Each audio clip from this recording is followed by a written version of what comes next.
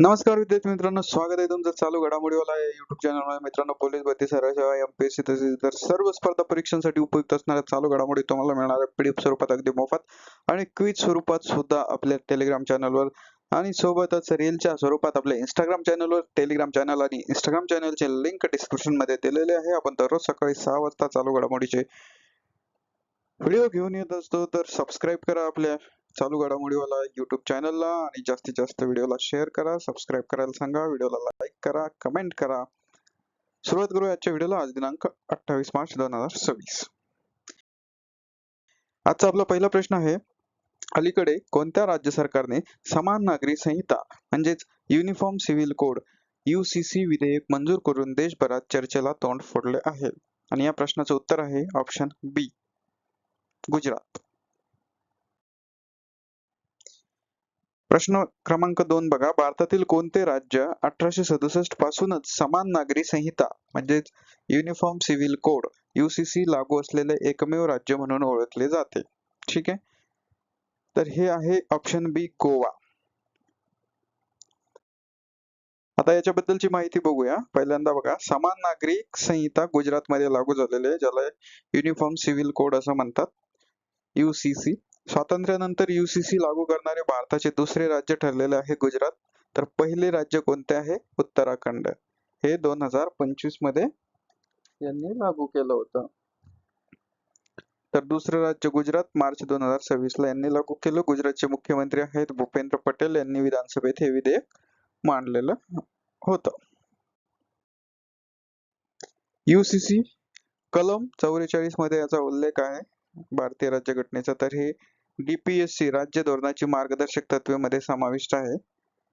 अनुच्छेद 36 ते 51 DPSP राज्यासाठी बंधनकारक नाही आहे. ठीक आहे, तर राज्य स्वतः निर्णय घेऊ शकतात की आपल्या राज्यामध्ये हे लागू करायचं की नाही. त्यामुळे संपूर्ण भारतात हे अद्याप लागू नाही आहे.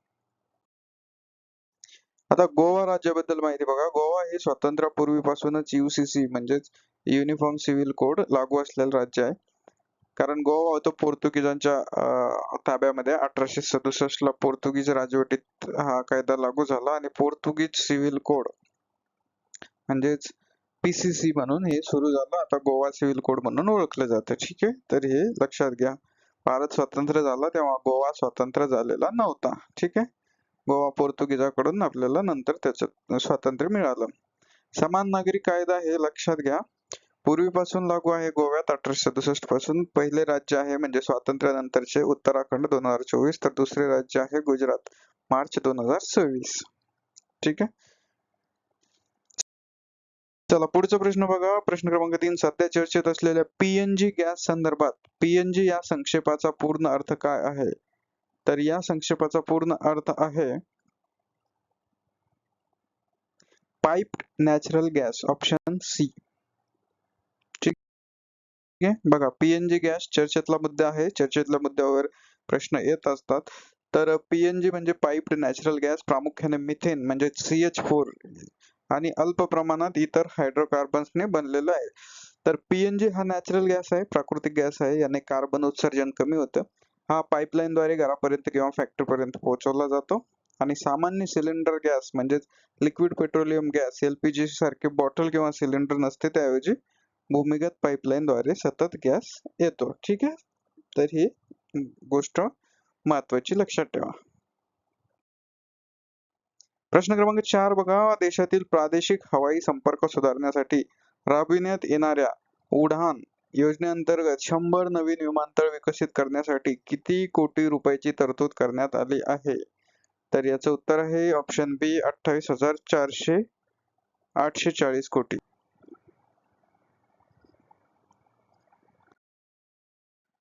बघा, उडान योजनेसाठी 840 कोटीची तरतूद केलेली आहे 10 वर्ष कालावधीसाठी. ठीक आहे, 2035 ते 2036 पर्यंत ही थांबा एक मिनिट, काहीतरी करतात. 2025 ते 2036 किंवा 2026 ते 2036 या 10 वर्षाच्या कार्यकाळासाठी हे 28,440 सॉरी 400ची तर मला 840 कोटीची तरतूद केलेली आहे. तर या योजनेअंतर्गत 100 विमानतळ विकसित केले जाणार आहे आणि 200 आधुनिक हेलिपॅड विकसित होणार आहेत. भारताच्या जीडीपी वाढीचा अंदाज 7.1% आहे. जीडीपीचा क्वेश्चन आलेला नाही. हा, प्रश्न क्रमांक 5. QS world university ranking by subject नुसार जगातील सर्वाधिक सुधारणा करणारा देश म्हणून कोणत्या देशाची नोंद झाली आहे? आणि या प्रश्नाचं उत्तर आहे भारत. ठीक आहे, खूप महत्वाचा आहे प्रश्न. QS world university ranking. पहिल्यांदा क्यूएस वर्ल्ड युनिव्हर्सिटी रँकिंग म्हणजेच काय ते बघा. तर क्यूएस म्हणजे क्वॅक्वेरेली सायमंड्स वर्ल्ड युनिव्हर्सिटी रँकिंग हे एक जागतिक स्तरावरील विद्यापीठाचे रँकिंग आहे आणि ही संस्था आहे क्वॅक्वेरेली सायमंड्स. ही संस्था दरवर्षी हे प्रकाशित करते. तर या रँकिंग मध्ये खालील बाबीचा विचार केला जातो. अकॅडमिक रेप्युटेशन म्हणजे शैक्षणिक प्रतिष्ठा, एम्प्लॉयर रेप्युटेशन म्हणजे नियुक्त्यांची मते, faculty student ratio, research citizens, international student आणि faculty. QS world university ranking by subject 2026 मध्ये भारतातील 12 संस्थांनी, भारतीय उच्च शिक्षण संस्थांनी तब्बल 50 मध्ये म्हणजे टॉप 50 मध्ये 27 संस्थांनी भारतीय स्थान मिळवलेलं आहे. ठीक आहे, तर 2024 ला ही संख्या 12 होती, आता ही 27. ठीक आहे, भारत जगात सर्वाधिक सुधारणा करणारा देश ठरलेला आहे. 54 भारतीय संस्था या क्रमवारीत दाखवलं गेलेलं आहे. तर भारतीय संस्था IIT मुंबई 44वे आणि IIT दिल्ली 45वे यांनी संगणक विज्ञान विषयामध्ये प्रथमच जागतिक अव्वल 50 मध्ये स्थान मिळवलेले आहे. तर ही खूप महत्वाची गोष्ट आपल्यासाठी आहे. प्रश्न क्रमांक 6 बघा. 7 सर्वोच्च ज्वालामुखी 7 समिट ऑफ व्हॉल्कॅनोज सर्वात कमी कालावधीत सर करण्याचा विक्रम अलीकडेच कोणत्या व्यक्तीने प्रस्थापित केलेला आहे? खूप महत्वाचा प्रश्न आहे. तर हा केलेला आहे ऑप्शन बी, भूपती राजू अन्मेष वर्मा. बघा, भूपती राजू अन्मेष वर्मा यांचा 7 सर्वोच्च ज्वालामुखी सर्वात कमी वेळात चढण्याचा विक्रम.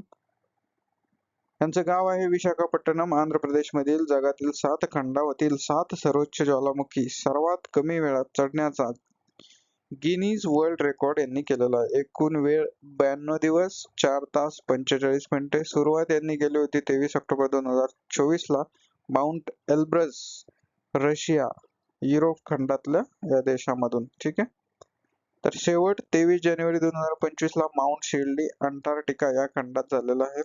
वर्मा यांनी हे सर्व फक्त 92 दिवसात पूर्ण केले. यापूर्वी कोणत्याही पुरुषाने असे केलेले नाही. तर प्रश्न क्रमांक 7. मार्च 2026 मध्ये प्रथमच आयोजित करण्यात आलेल्या इंटरनॅशनल फिल्म फेस्टिवल दिल्ली 2026 या कार्यक्रमाचे यजमानपद कोणत्या केंद्रशासित प्रदेशाने भूषवले आहे? तर खूप इंटरेस्टिंग प्रश्न आहे. असे पण खूप छान प्रश्न असतात.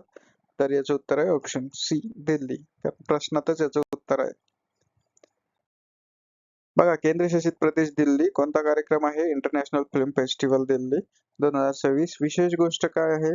तर दिल्लीत पहिल्यांदाच या महोत्सवाचं यजमान बनलेले आहे. उद्दिष्ट काय आहे? भारतीय आणि आंतरराष्ट्रीय चित्रपट सृष्टीला प्लॅटफॉर्म देणे. महत्व काय आहे?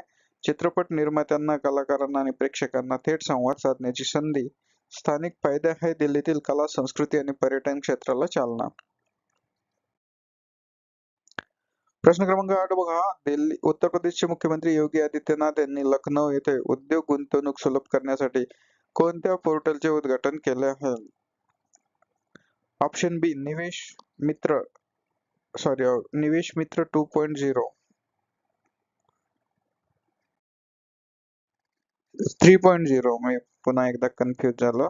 निवेश मित्र 3.0 पोर्टलचे उद्घाटन उत्तर प्रदेशचे मुख्यमंत्री यांनी केलेलं आहे, योगी आदित्यनाथ, लखनौ या ठिकाणी. ठीक आहे, तर उत्तर प्रदेशचे मुख्यमंत्री कोण आहे? योगी आदित्यनाथ आहे. ठिकाण लखनौ. उद्दिष्ट काय आहे? राज्यात गुंतवणूक सुलभ करणे आणि महत्व काय आहे? उद्योगांसाठी पारदर्शकता आणि जलद प्रक्रिया सुनिश्चित करणे. लाभार्थी उद्योग व्यवसाय आणि गुंतवणूकदार हे या पोर्टलचे लाभार्थी आहेत. प्रश्न क्रमांक 9. भारतातील पहिला शीत वाळवंटी नदी खोरे पुनर्संचय प्रकल्प म्हणजे cold dessert river basin restoration project कोणत्या प्रदेशात सुरू करण्यात आला आहे? आणि या प्रश्नाचं उत्तर आहे लडाख, ऑप्शन सी. भारताचा पहिला शीत वाळवंटी नदी खोरे पुनर्संचय प्रकल्प लडाख या ठिकाणी झालेला आहे. प्रकल्पाचं नाव परत एकदा बघा, शीत वाळवंटी नदी खोरे पुनर्संचय. विशेषतः काय, भारतातील पहिला प्रकल्प आहे. उद्दिष्ट काय, वाळवंटी नदी खोऱ्याच्या जलसंधारण आणि पुनर्संचय. परिणाम, पाण्याची उपलब्धता सुधारणा, पर्यावरण संरक्षण आणि स्थानिक समुदायांना फायदे. महत्व काय आहे, नैसर्गिक संसाधनाचे शाश्वत व्यवस्थापन. प्रश्न क्रमांक 10. पश्चिम आशियातील वाढत्या संघर्षाच्या पार्श्वभूमीवर मार्च 2026च्या अखेरीस कोणत्या देशाने राष्ट्रीय ऊर्जा आणीबाणी घोषित केली आहे? आणि या प्रश्नाचं उत्तर आहे ऑप्शन बी, फिलिपिन्स किंवा फिलिपाईन्स सुद्धा असं सुद्धा याला म्हटलं जातं. बघा, फिलिपिन्स राष्ट्रीय ऊर्जा आणीबाणी मार्च 2026 अखेरीस. कारण काय आहे, तर कारण आहे पश्चिम आशियातील वाढता संघर्ष आणि युद्धजन्य परिस्थिती. उद्दिष्ट काय, ऊर्जा सुरक्षितता सुनिश्चित करणे आणि संकटांचा सामना करणे.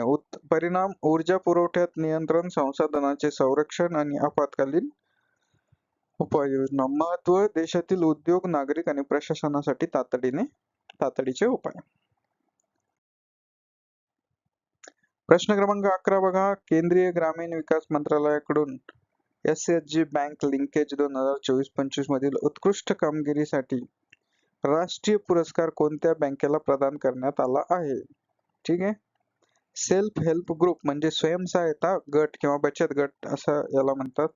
तर हा कर्नाटक ग्रामीण बँकेला पुरस्कार प्रदान करण्यात आलेला आहे. ऑप्शन सी असं या प्रश्नाचं उत्तर आहे. बघा, कर्नाटक ग्रामीण बँक. पुरस्काराचं नाव आहे SHG बँक लिंकेज 2024-25 मधील उत्कृष्ट कामगिरीसाठी राष्ट्रीय पुरस्कार. संबंधित मंत्रालय केंद्रीय ग्रामीण विकास मंत्रालय. उद्दिष्ट आहे स्वयंसहायता गट आणि बँक यांच्यातील समन्वय वाढवणे. महत्व आहे ग्रामीण आर्थिक विकास, महिलांच्या सक्षमीकरणासाठी योगदान.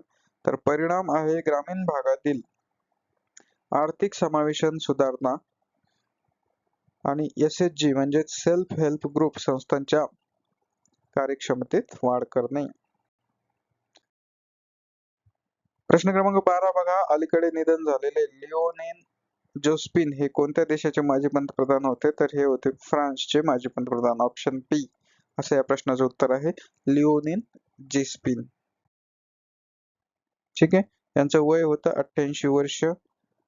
माजी पंतप्रधान होते. फ्रान्स या देशाचे. फ्रान्सच्या राजकारणात सामाजिक लोकशाही दृष्टिकोनातून यांचे मोठे योगदान आहे. तर कार्यकाळ आहे 1997 ते 2002. या 5 वर्षाच्या दरम्यान हे फ्रान्सचे पंतप्रधान होते. आर्थिक सुधारणा आणि सामाजिक योजनांवर यांनी लक्ष दिलेलं होतं. पुढचा प्रश्न बघा, इंडियन प्रीमियर लीग मधील रॉयल चॅलेंजर्स बेंगळुरू या संघाचे मालकी हक्क अलीकडे कोणत्या समूहाने विकत घेतले आहे? तर या प्रश्नाचं उत्तर आहे ऑप्शन सी, आदित्य बिर्ला समूह व इतर भागीदार. IPL royal challengers Bengaluru RCB मालकी हक्क मालक आहेत Aditya Birla group, times of India group, bolt ventures आणि ब्लॅकस्टोन. घटना आहे IPL संघाच्या मालकी हक्काची खरेदी. महत्व, RCB संघाचे व्यवस्थापन आणि वित्तीय वाढ सुनिश्चित करणे. संघाची आर्थिक स्थिरता, मार्केटिंग आणि प्लेयर डेव्हलपमेंट मध्ये सुधारणा करणे. तर हा एक महत्वाचा मुद्दा. RCB हा 16,708 कोटींना म्हणजे 1.78 बिलियन खरेदी करण्यात आलेला IPL च्या इतिहासातील सर्वात महागडा संघ ठरला आहे. प्रश्न क्रमांक 14 बघा, विकसित भारत युवा संसद 2025च्या सिक्कीम राज्यस्तरीय विजेती स्तुती प्रधान हिची भारताचे प्रतिनिधित्व करण्यासाठी कुठे निवड झालेली आहे? तर हिची निवड झालेली आहे वर्ल्ड युथ पार्लमेंट 2026 साठी.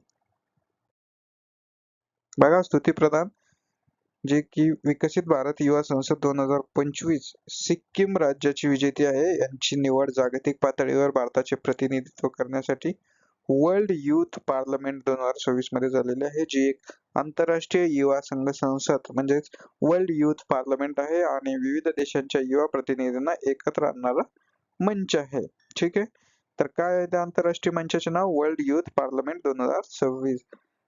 भारताचं प्रतिनिधित्व करणार आहे स्तुती प्रधान, कारण विकसित भारत युवा संसद 2025 मध्ये उत्कृष्ट कामगिरी करण्यासाठी राज्यविजेती म्हणून तिची निवड झाल्यामुळे त्यांचे संवाद राज्यविजेती नाही, ही विकसित भारत युवा संसद 2025 ची विजेती आहे. ठीक आहे. नेतृत्व आणि संसदीय क्षमता सिद्ध करण्यासाठी. तर विकसित भारत युवा संसद 2025, ठीक आहे, रिपीट होतंय.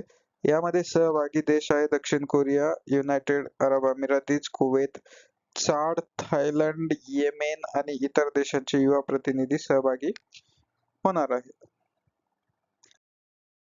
पुढचा प्रश्न बघूया. प्रश्न क्रमांक 15. दरवर्षी 25 मार्च हा नरसंहार स्मरण दिन म्हणून कोणता देश पाळतो? तर हा पाळतो बांगलादेश, आपल्या शेजारचा. Option C.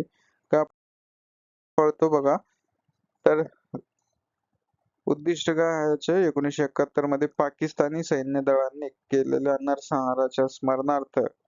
ठीक आहे. स्वातंत्र्य संग्रामातील बलिदान, शौर्य व इतिहासाची जाणीव. कार्यक्रम, शोकसभा, मेमोरियल कार्यक्रम आणि नागरिकांद्वारे स्मरणोत्सव. शांततेचे महत्व आणि ऐतिहासिक स्मृती जपणे, असा याचा संदेश आहे. तर मित्रांनो, हे होते आजचे प्रश्न. आजचा व्हिडिओ तुम्हाला कसा वाटला ते कमेंट मध्ये नक्की कळवा आणि आपल्या टेलिग्राम आणि इंस्टाग्राम चॅनलला जॉईन करा. मोफत PDF आणि क्विज स्वरूपातले प्रश्न तुम्हाला मिळतील. सोबतच तुम्हाला इंस्टाग्रामला रीलच्या स्वरूपात सुद्धा PDF मिळेल. तर त्या दोन्ही चॅनलची लिंक डिस्क्रिप्शन मध्ये दिलेली आहे. आपल्या या चॅनलला जास्तीत जास्त सबस्क्राईब करा, व्हिडिओला जास्तीत जास्त शेअर करा आणि तुम्हाला सरकारी नोकरीसाठी खूप खूप शुभेच्छा. सरकारी नोकरीसाठी जनरल नॉलेज GK चालू घडामोडी खूप महत्त्वाचे असतात, त्यासाठी आपल्या सोबत जोडले जा. एक एक प्रश्न आणि एक एक मार्क तुमच्यासाठी खूप महत्त्वाचा आहे आणि आपण दररोजच्या दररोज ताज्या घडामोडी घेऊन येत असतो. तर बघत राहा चालू घडामोडीला. Thank you so much. भेटूया उद्याच्या व्हिडिओत.